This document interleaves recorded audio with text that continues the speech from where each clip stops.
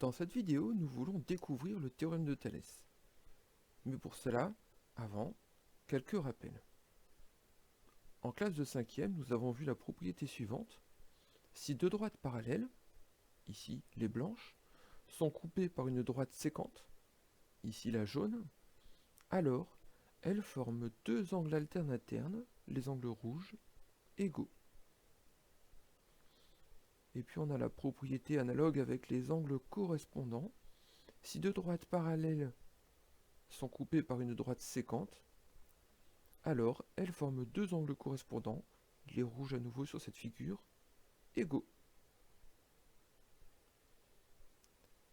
Troisième rappel, qui cette fois-ci date de la classe de 4e, si pour deux triangles, les angles de l'un sont égaux à ceux de l'autre, les angles bleus sont égaux, les angles roses sont égaux, les angles jaunes sont égaux, alors les triangles sont semblables. C'est-à-dire que les longueurs des côtés de l'un sont proportionnelles à celles de l'autre. Question. Si je prends deux droites séquentes, les deux droites vertes, coupées par deux droites parallèles, les deux droites rouges, est-ce que j'obtiens deux triangles ABC et AB'C' qui sont semblables? Eh bien, regardons ça. Les deux droites rouges sont parallèles.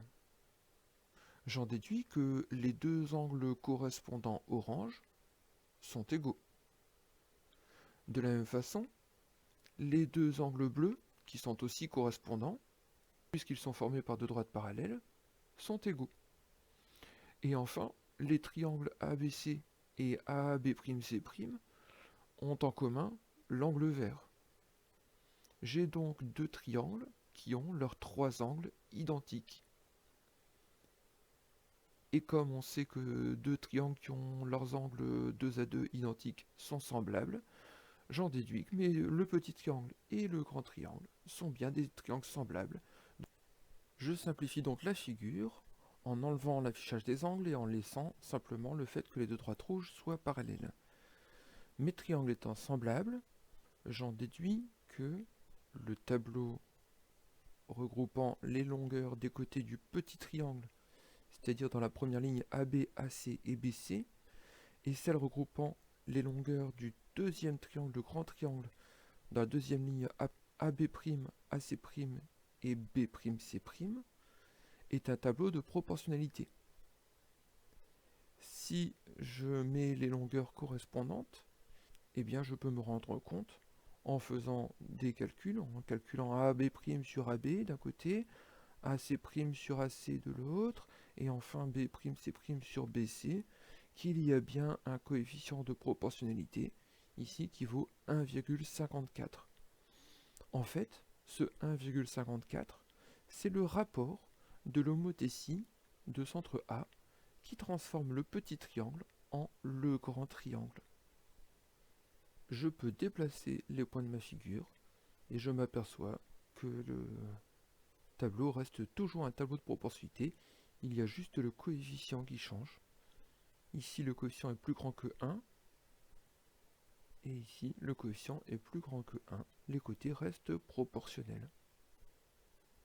Voici donc l'énoncé du théorème de Thalès, tel que nous venons de le découvrir.